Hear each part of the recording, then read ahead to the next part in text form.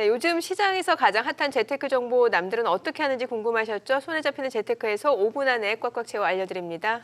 네, 오늘은 김남호 팀장님 나와 계십니다. 팀장님. 안녕하세요. 네, 안녕하세요. 네네.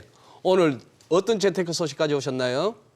네, 오늘은 13월의 월급이라고 불리는 연말정산에 대해서 올해 어떤 내용이 변경됐는지 알아보도록 하겠습니다. 네. 그 연말정산 간소화 서비스가 이제 지난주부터 시작이 됐는데 어떻게 더 간소화된 건가요? 네, 이번 연말정산 시즌은 지난 15일 간소화 서비스가 개통이 되면서 본격적으로 시작이 됐는데요. 간소화 서비스 절차가 더욱더 편해지고 신용카드와 대중유통 공제가 확대된 것이 올해 연말정산의 특징입니다. 일단 간소화 서비스 간편 인증이 작년보다 더욱 확대가 됐는데요. 기존의 카카오톡, 통신사 패스, 삼성패스, 국민은행, 페이코, 네이버, 신한은행, 실종과 더불어서 소스, 하나은행, 농협, 뱅크샐러드 등 4종이 새롭게 추가가 되면서 총 11종의 간편 인증을 활용할 수 있게 됐습니다. 그리고 보건복지부와 국가보훈처에서 수입한 장애인 증명 자료도 간소화 자료로 제공이 되고 월세를 신용카드로 납부한 경우에는 국세청이 카드사로부터 결제 내역을 수집해 간소화 자료로 제공이 됩니다. 예. 연말정산으로 올해는 얼마를 받을 수 있을지가 사실 월급쟁이들 가장 큰 관심사인데 가끔씩은 더 내야 할 때도 있더라고요. 네, 맞아요. 예. 근데 올해는 작년보다 공제 규모가 더 커질 것으로 예상된다고요? 네, 맞습니다. 말씀하신 것처럼 올해 신용카드 사용액과 대중교통 지출액에 대한 공제가 더욱 확대되는데요. 개정세법에 따르면 작년 신용카드 사용 금액과 전통시장 사용액이 그 전해인 2021년보다 5% 넘게 증가한 경우에 100만 원 한도 내에서 추가로 소득 공제를 받을 수가 있고요. 그리고 대중교통 이용 금액 소득 공제는 작년 7월부터 12월까지의 이용분에 한해서 공제율이 40%에서 80%로 인상이 됐습니다.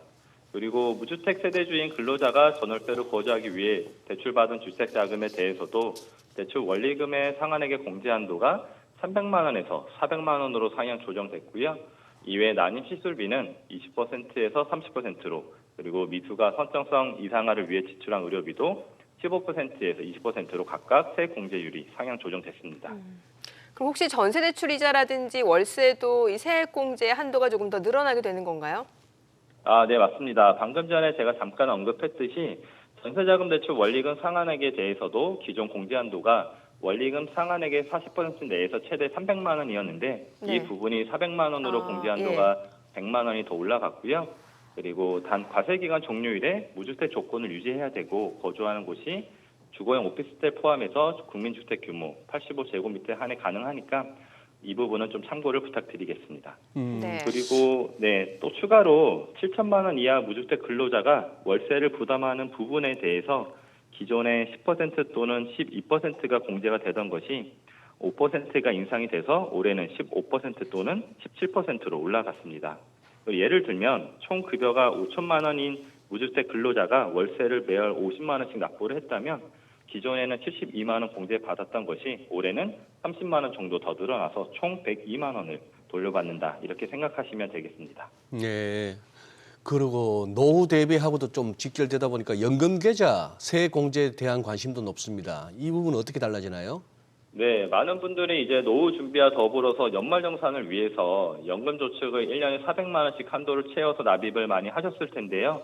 이 부분도 올해 200만 원이 늘어나서 총 600만 원까지 공제를 받을 수가 있고요. 그리고 퇴직연금 추가 납입금 300만 원까지 합치면 총 900만 원까지 세액 공제 한도가 늘어났으니까 이 부분도 잘 체크를 하셔서 내년도 연말정산을 미리 준비를 해주시면 좋을 것 같습니다. 네. 매년 하는 연말정산이긴 합니다만 복잡하기도 하고 빼먹는 부분도 많을 수밖에 없을 것 같은데 연말정산 하기 전에 꼭 챙겨야 할 점 또 주의사항도 다시 한번 알려주시죠. 네, 당장 연말정산을 잘 하려면 간소화 서비스에서 누락된 부분을 잘 챙기는 것이 중요한데요. 네. 바로 월세로 지출한 내역은 국세청에서 알 수가 없어서 집주인한테 월세 이체 내역이나 입금증이나 그리고 임대차 계약서 사본을 회사에 제출을 직접 하셔야 되고 또 기부금 같은 것도 자주 누락되는 항목 중에 하나니까 관련된 영수증이나 서류를 따로 잘 챙기시기 바랍니다. 그리고 추가로 또 많이 누락되는 건 자녀 해외 교육비, 그리고 안경과 콘택트 렌즈 구매 비용, 중고생 교복 구매 비용, 그리고 보청기나 휠체어 같은 장애 보장기 구매 비용 등도 잘 챙겨야 될 항목입니다. 그리고 특히 암이나 치매, 그리고 난치성 질환 등 중증 환자는 국세청에서 조회가 되지 않으니까 장애인 증명서를 떼야 200만 원 장애인 추가 공제를 받을 수가 있고요.